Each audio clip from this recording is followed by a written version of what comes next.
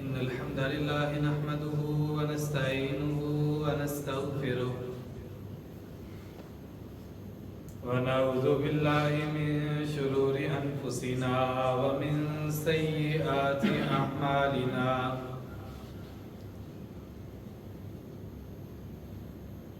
من يهده الله فلا مضل له ومن يضلل فلا هادي له أشهد أن لا إله إلا الله وحده لا شريك له وأشهد أن محمدا عبده ورسوله يا أيها الذين آمنوا اتقوا الله حق تقاته ولا تموتن إلا وأنتم مسلمون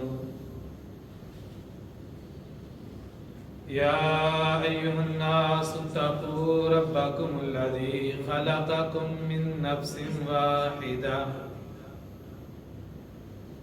وخلق منها زوجها وبث منهما رجالا كثيرا ونساء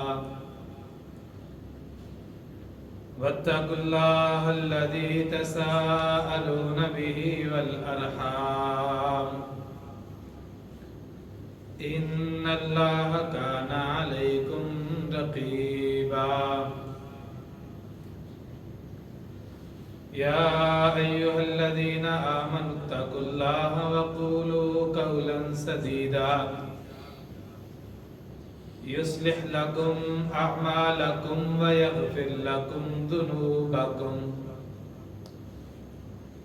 ومن يطع الله ورسوله فقد فاز فوزا عظيما أما بعد فإن خير الحديث كتاب الله وخير الهدي هدي محمد صلى الله عليه وسلم وشر الأمور محدثاتها وكل محدثة بدعة وكل بدعة ضلالة وكل ضلالة في النار رب اشرح لي صدري ويسر لي أمري واحلل عقدة من لساني يفقهوا قولي ربي زدني علما وعملا ربي زدني علما وعملا ربي زدني علما وعملا وفهما اللهم يا معلم آدم علمني ويا مفهم سليمان فهمني اللهم طهر قلبي من النفاق وعملي من الرياء ولساني من الكذب وعيني من الخيانة فإنك تعلم خائنة الأعين وما تخفي الصدور اللهم آت نفسي تقواها وزكها أنت خير من زكاها أنت وليها ومولاها أعوذ بالله السميع العليم من الشيطان الرجيم بسم الله الرحمن الرحيم يا أيها الإنسان ما غرك بربك الكريم الذي خلقك فسواك فعدلك في أي صورة ما شاء ركبك وقال عز من قائل سبحانه وتعالى في مقام آخر إن رحمة الله قريب من المحسنين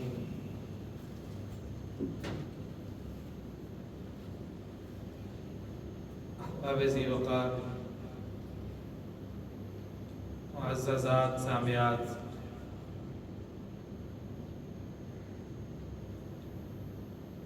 موجودہ حالات میں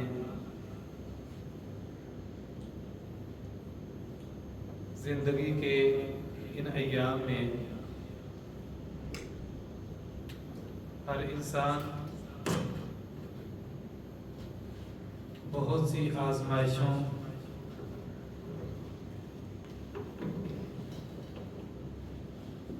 بہت سی تکالیف، پریشانیوں اور دنیا کے مختلف فتنوں کا مقابلہ کر رہا ہے۔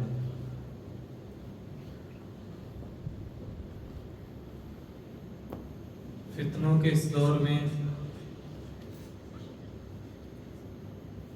پریشانیوں کے اس ماحول میں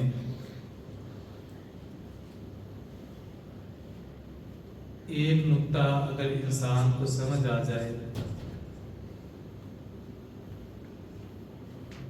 تو انسان فتنوں سے بچ جاتا ہے، اس کی تکلیفیں ہلکی ہو جاتی ہیں، پریشانیاں ختم ہو جاتی ہیں، دنیا اور آخرت سنور جاتی ہے۔ اور وہ ایک نقطہ ہے، کائنات میں سب سے بڑی ذات اللہ رب العزت کا قرب۔ جو رب کے جتنا قریب ہو جاتا ہے وہ اتنا دنیا کے فتنوں سے بچ کے، اپنی آخرت کی فکر میں لگ کے اتنی ہی زندگی کو خوبصورت بنا لیتا ہے۔ کائنات کے رب کی یہ صفت، قریب ہونا، اس پر انشاءاللہ الرحمن آج ہم رکیں گے۔ رب کی قربت کیسے حاصل ہوتی ہے، وہ اعمال کون سے ہیں کہ رب بندے کے قریب ہو جائے اور بندہ اپنے رب کے قریب ہو جائے، قربت ملے تو رب اپنے بندے کو پھر کیسے نوازتا ہے جو بندہ اس کے قریبی ہو جاتا ہے۔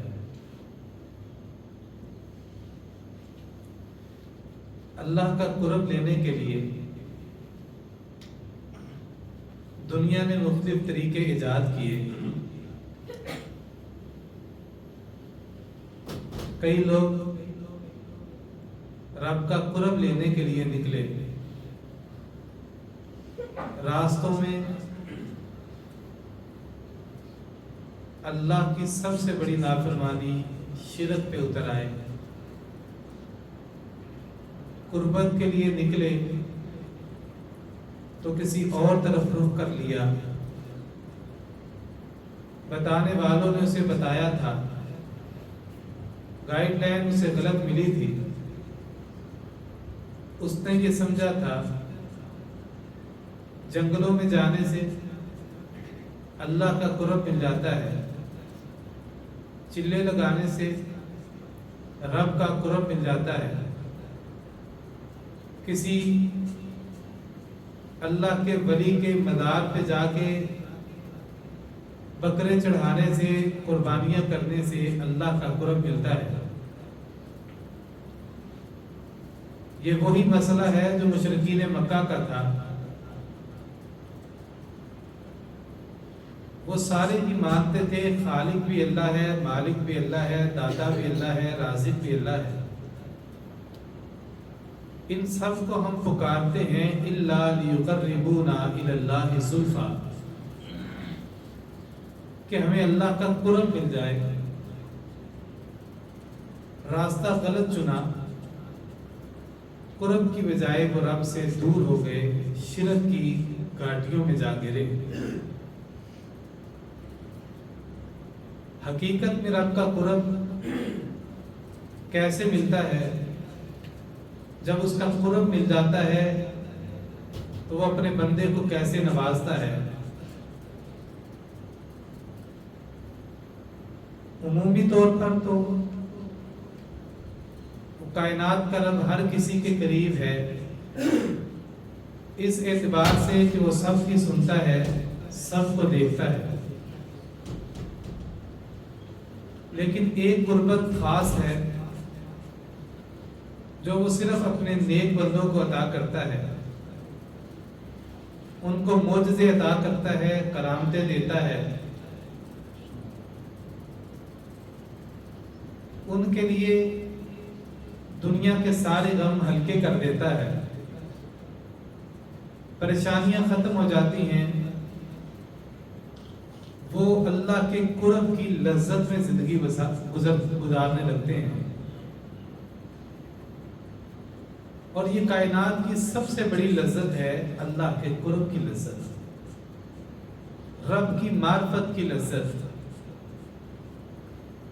کہا ان رحمت اللہ قریب من المحسنین،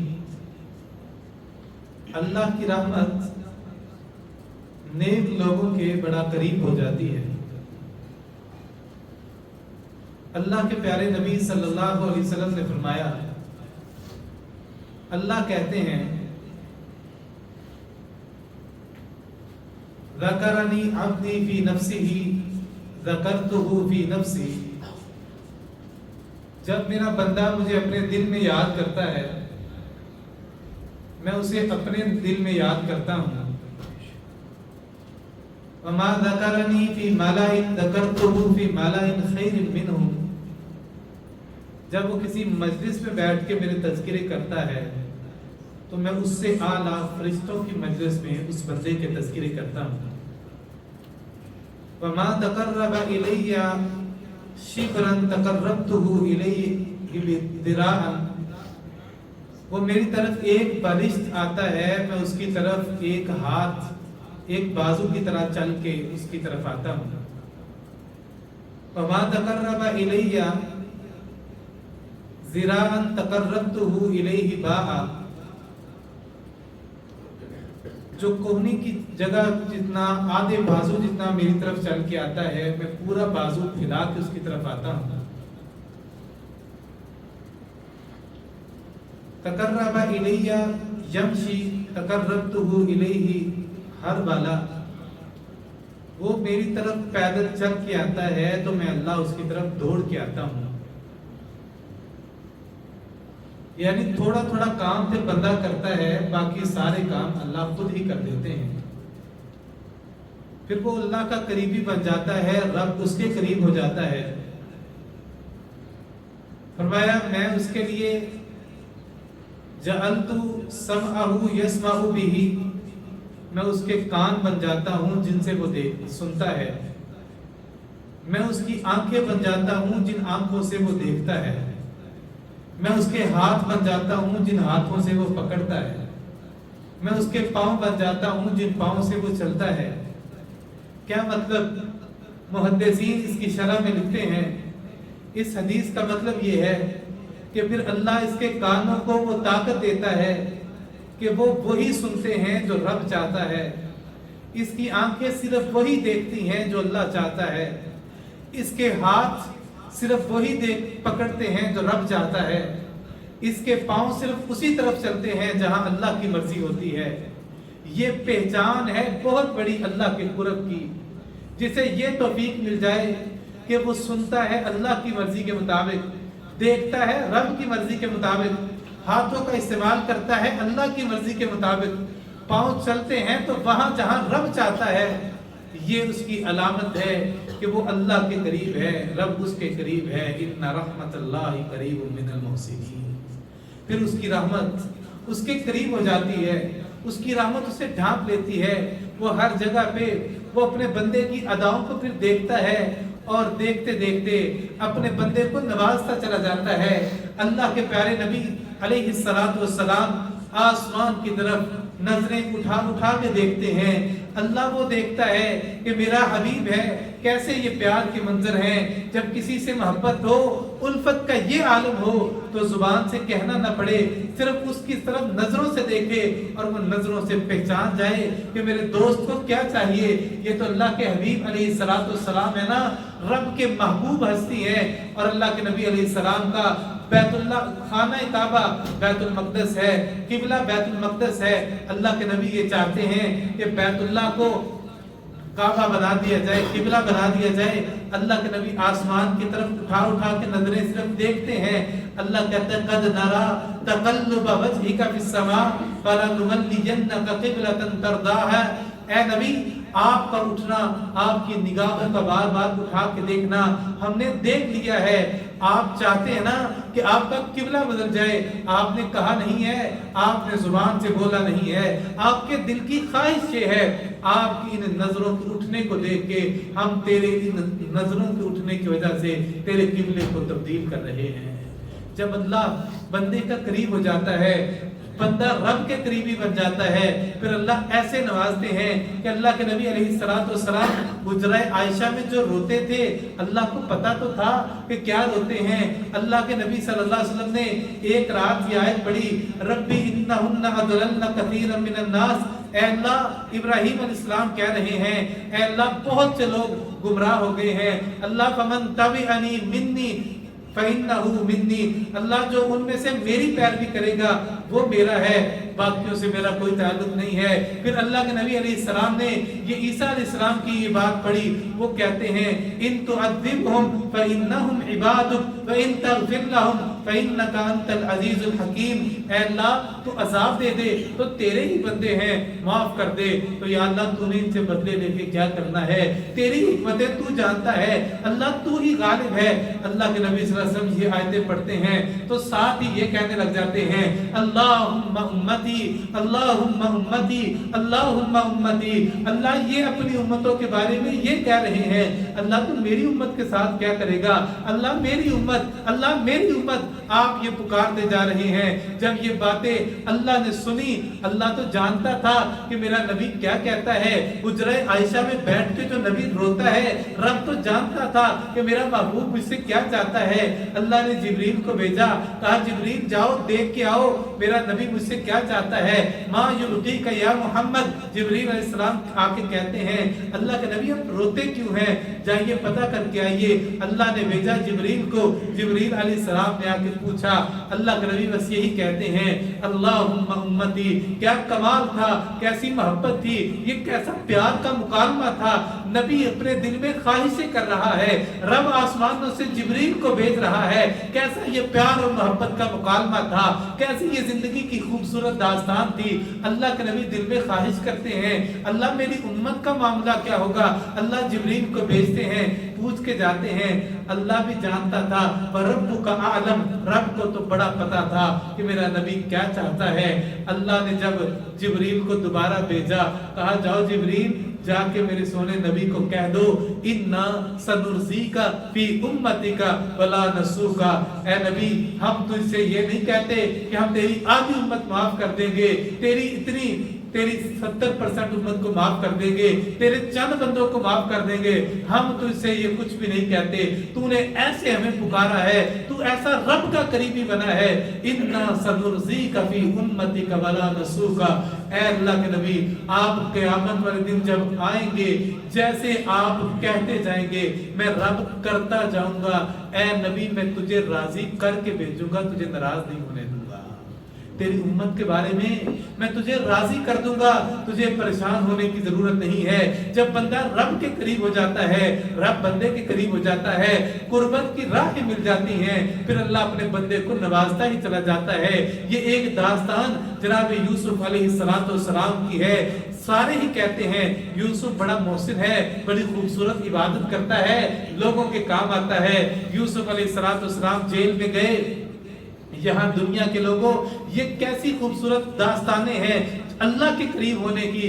جب دنیا کے کسی سیاسی کے لیے آپ یہاں اس مسجد میں نماز پڑھنے کے لیے ابھی جمعے کے لیے آئے ہیں، کسی رقاصہ کا گانا سننے کے لیے نہیں آئے، کسی ایکٹر کی ایکٹنگ دیکھنے نہیں آئے، آپ کسی سیاسی کو تحفظ دینے کے لیے، کسی سیاسی کو خوش کرنے کے لیے نہیں آئے، یہ آپ کا صرف اپنے رب سے پیار ہے۔ اور اللہ تم سے کتنا پیار کرتا ہے، رب کتنی محبت کرتا ہے ایسے قریبی لوگوں سے۔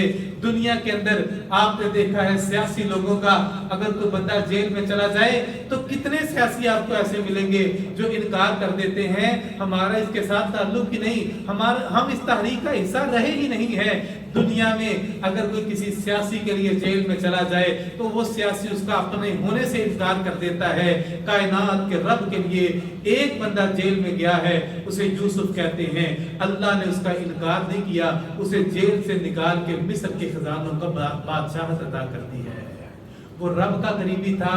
وہ دو بندے جیل میں یوسف علیہ السلام کے ساتھ اور بھی گئے ہیں، یوسف بھی جیل میں ہیں، دو بندے اور بھی جیل میں ہیں، دونوں کو خواب آتا ہے، خواب کی تعبیر یوسف علیہ السلام بتا دیتے ہیں۔ ایک کو تعبیر یہ بتائی کہ تجھے سولی پہ چڑھا دیا جائے گا، دوسرے کو کہا کہ تو دوبارہ سے جا کے اس وزیر کا، اس بادشاہ کا تو خادم اور مشیر خاص بنے گا، اس کی خدمت پہ مامور دوبارہ تجھے کر دیا جائے گا۔ ایسا ہی ہوا، پہلا سولی چڑھ گیا، دوسرے کو جب رہا کیا گیا، بادشاہ نے بلایا، اس کی خدمت کرنے لگا۔ جب رہا ہونے لگے تو یوسف علیہ السلام نے کہا اس بادشاہ سے جا کے میرا بھی تذکرہ کرنا کہ وہاں ایک یوسف بھی ہے، بے گناہ پھنسا ہوا ہے۔ یوسف کا تذکرہ شیطان نے اس کو بلا دیا، اس نے تذکرہ نہ کیا۔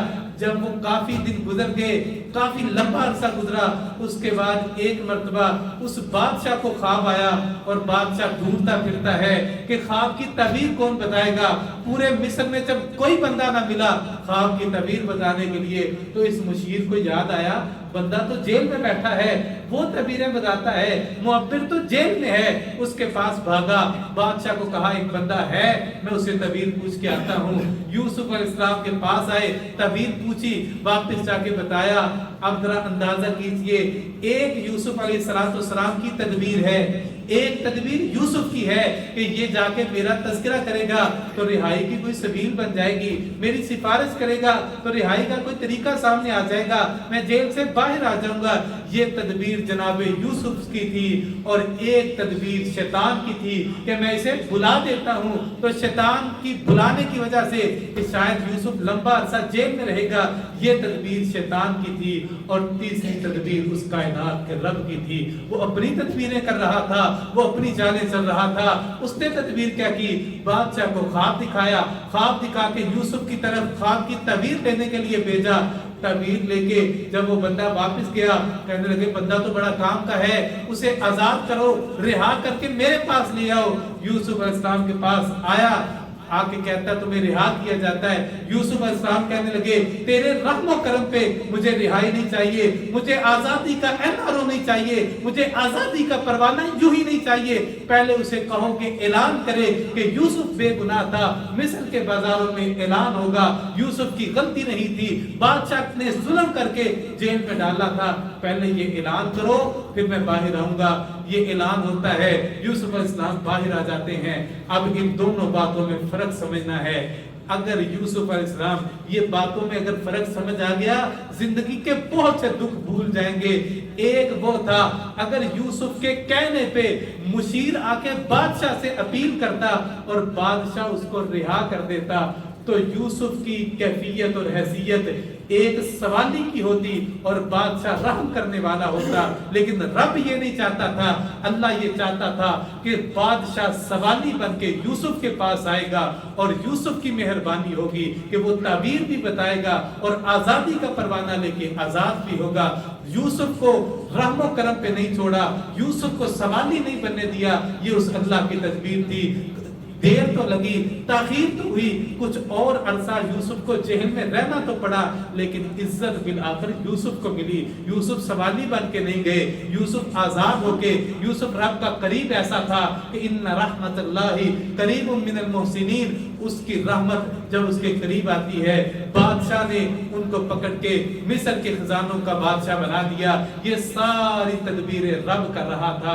جب کوئی بندہ اپنے اللہ کے قریب ہو جاتا ہے تو پھر اللہ ساری زندگی کی مشکلوں کو تخیر لگ سکتی ہے۔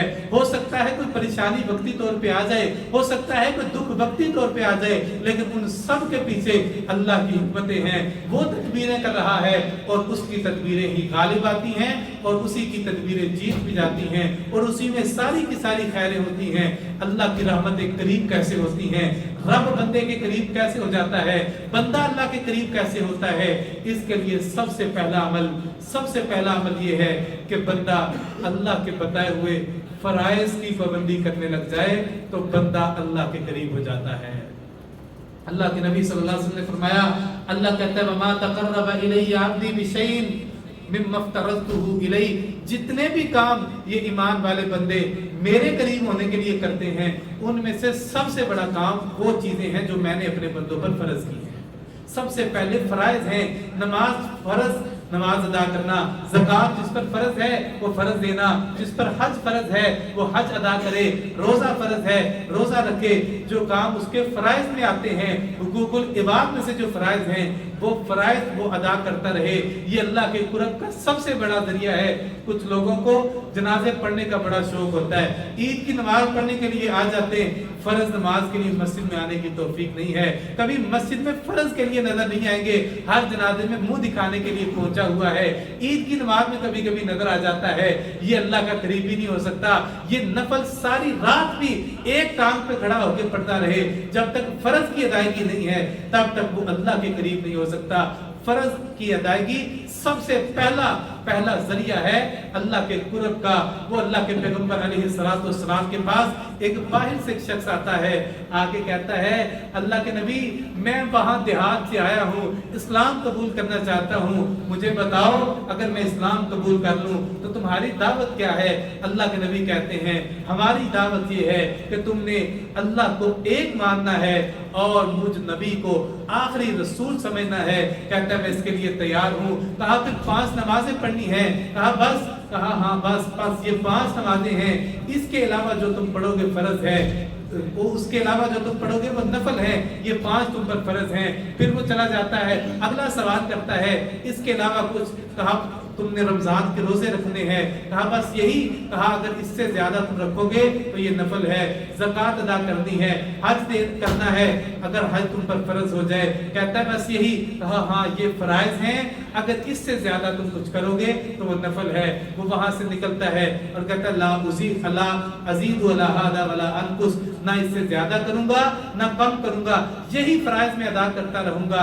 اللہ کے نبی صلی اللہ علیہ وسلم کہتے ہیں من سرہ ان ينظر الى من اہل الجنۃ فلینظر الى هذا الرجل، جو بندہ یہ چاہتا ہے کسی جنتی کو دیکھے تو وہ اس بندے کو دیکھ لے، جنتی دیکھنا چاہتے ہو تو اس کو دیکھ لے، اس نے صرف فرائض کا وعدہ کیا ہے، کہا یہ بندہ جنتی ہے، جنتی ہے۔ پھر آگے نکلا، اس کی اونٹنی کا پاؤں پھسلتا ہے، گرتا ہے، اس کا گردن ٹوٹتی ہے اور وہیں پر فوت ہو جاتا ہے۔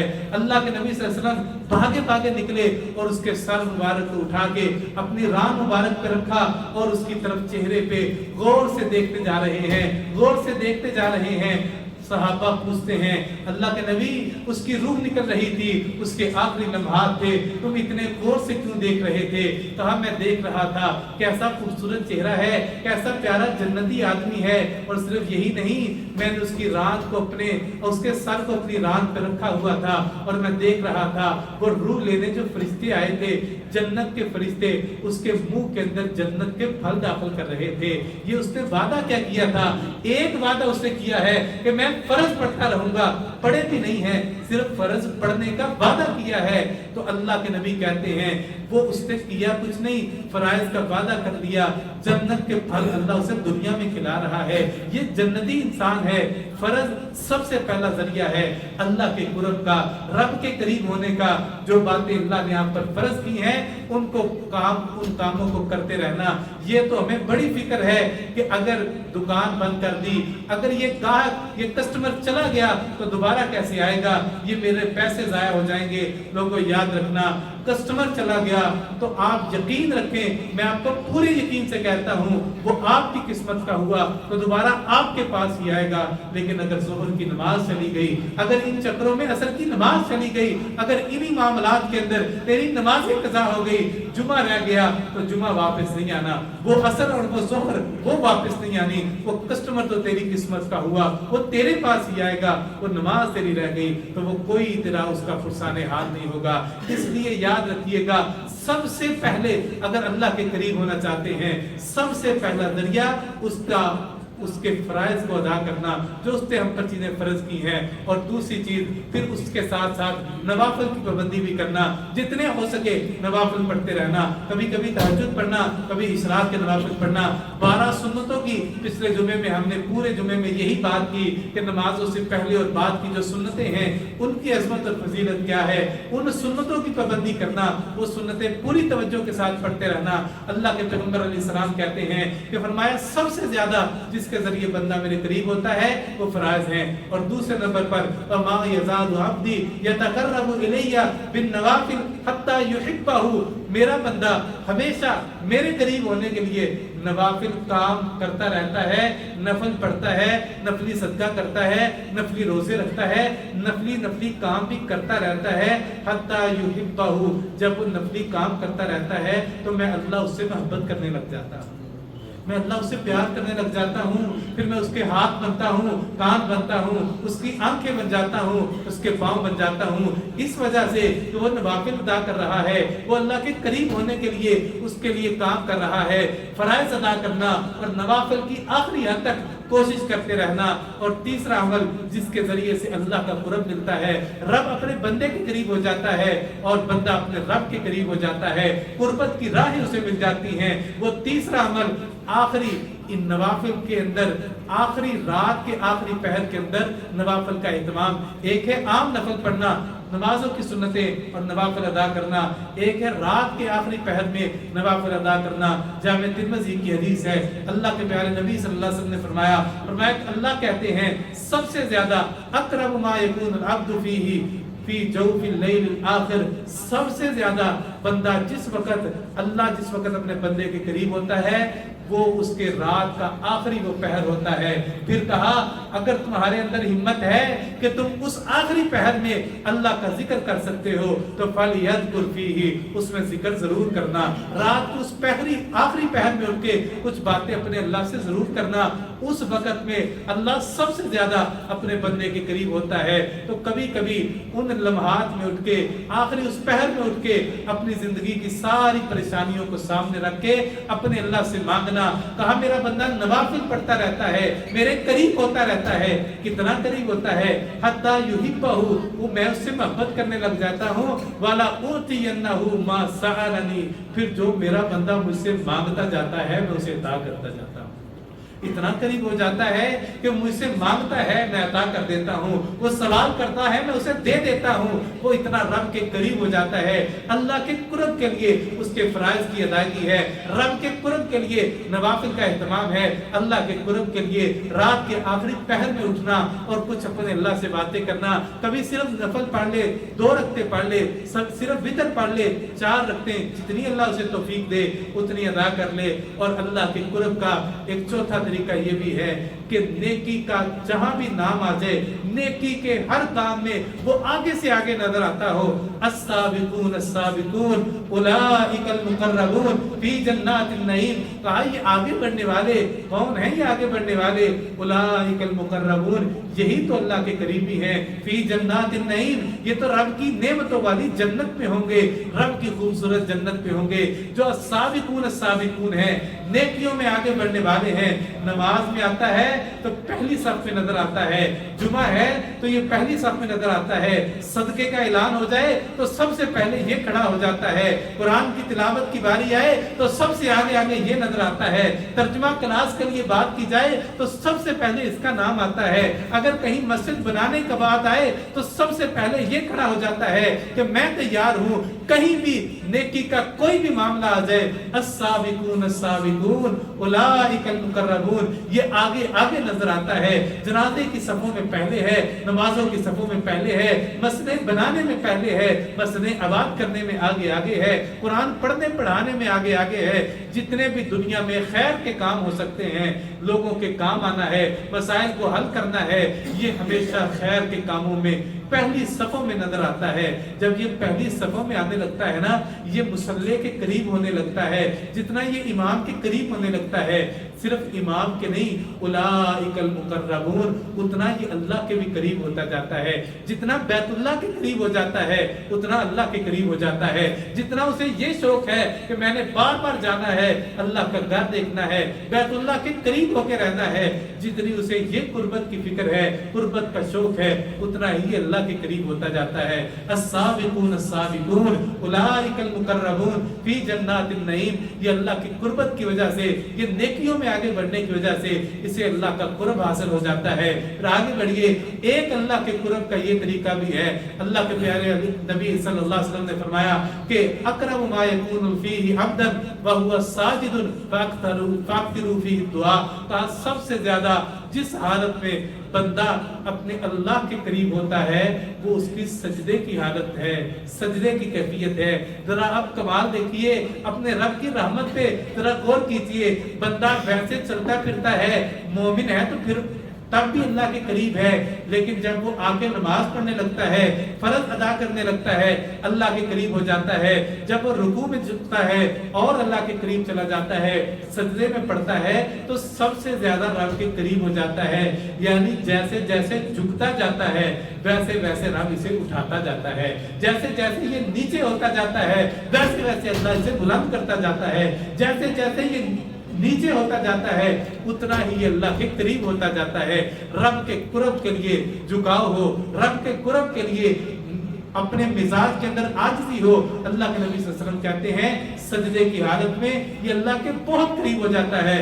फअक्सिरू फीही दुआ, इस हालत में अपने अल्लाह से दुआएं ज्यादा किया करो, क्योंकि बंदा अपने अल्लाह के करीब होता है। क्या खूबसूरत मरहला हो, अगर बैतुल्लाह का सहन हो, ये बैतुल्लाह के करीब होने की वजह से ये अल्लाह के करीब है। फिर रात का आखिरी पहर हो, आखिरी पहर होने की वजह से भी अल्लाह के करीब है। नमाज की कैफियत हो, इस वजह से भी अल्लाह के करीब है। सजदे की हालत हो, इस वजह से भी अल्लाह के करीब है। ये कितनी कुर्बतें इकट्ठी हो जाएं, बैतुल्लाह का सेन हो और रात का आखिरी पहर हो, सजदे की हालत हो, और उस वक्त में बंदा अपने अल्लाह से दुआएं कर रहा हो, अपने अल्लाह से मांग रहा हो।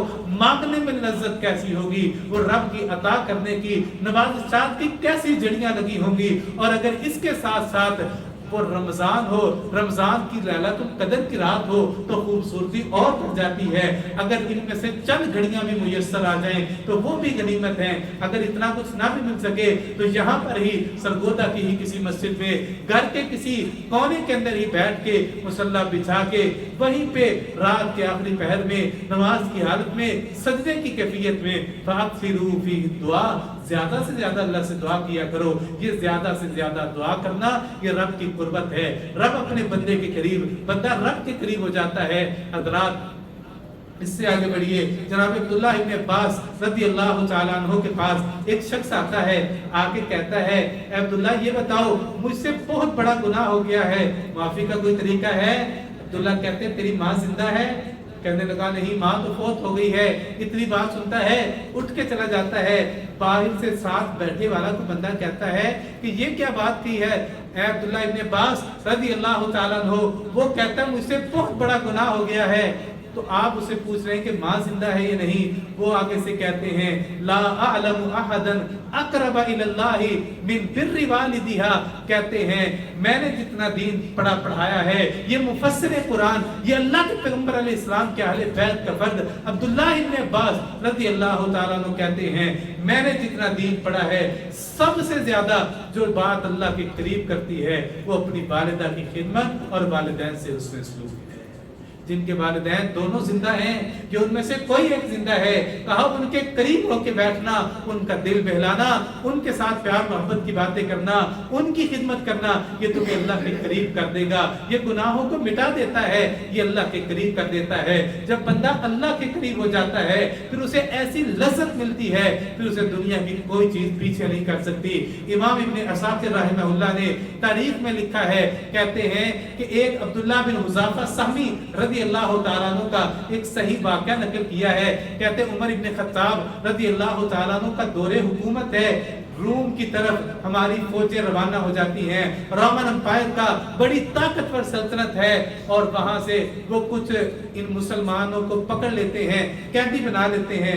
اب قیدی بنانے کے بعد جب انہوں نے اپنے پاس رکھا، ان عبداللہ بن حذافہ سہمی رضی اللہ تعالیٰ عنہ کو وہ روم کا بادشاہ کہتا ہے کہ تم دیکھو، اگر تم میری بات مان لو اور عیسائی ہو جاؤ، میں تمہیں اپنی آدھی بادشاہت بھی دیتا ہوں، اپنی بیٹی کا رشتہ بھی دیتا ہوں۔ کہنے لگے مجھے تیری بادشاہت بھی نہیں چاہیے، تیری بیٹی کا رشتہ بھی نہیں چاہیے، میں صرف اسلام پہ زندہ رہنا چاہتا ہوں۔ کہتے دیکھو ابھی بھی تیرے پاس موقع ہے، میں تجھے اپنی ساری بادشاہت دے دوں گا، اپنی بیٹی کا رشتہ بھی دوں گا، عیسائیت قبول کر لو۔ کہتے تیری ساری بادشاہت اور تیری بیٹی کے رشتے میرے جوتے کی نوک پہ ہیں، مجھے کچھ نہیں چاہیے، میں محمد رسول اللہ کا غلام بن کے زندگی بسر کروں گا۔ یہی نعرہ لگاتے ہیں۔ وہ کہتا ہے ذرا رکو، ایک تیل کا کڑایا گرم کیا جاتا ہے، ایک اور قیدی کو پکڑ کے ان کے سامنے پھینکا جاتا ہے، جب وہ کوئلہ بن جاتا ہے کہتے ہیں دیکھو اب مان جاؤ ورنہ تیرے ساتھ بھی یہی سلوک ہوگا۔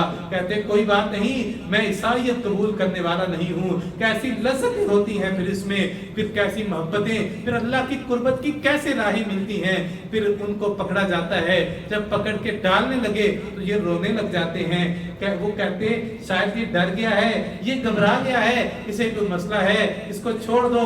پوچھتے ہیں ڈر گئے ہو نا، اب عیسائیت قبول کرتے ہو؟ کہا ڈرا نہیں ہوں، رو تو میں اس لیے رہا ہوں، اللہ میں نے تیرے لیے زندگی میں قربانی دینے کا موقع آیا تو قربان کیا کیا، ایک جان جو تو نے ہی مجھے دی تھی، اللہ وہ ایک جان تیرے لیے قربان کر رہا ہوں۔ اللہ میری خواہش یہ ہے جتنے میرے جسم پہ بال ہے اتنی جانیں میری ہوتی، اتنی جانیں بھی ایک ایک کر کے میں تیری توحید کے لیے قربان کر دیتا، مجھے کوئی مسئلہ نہیں تھا۔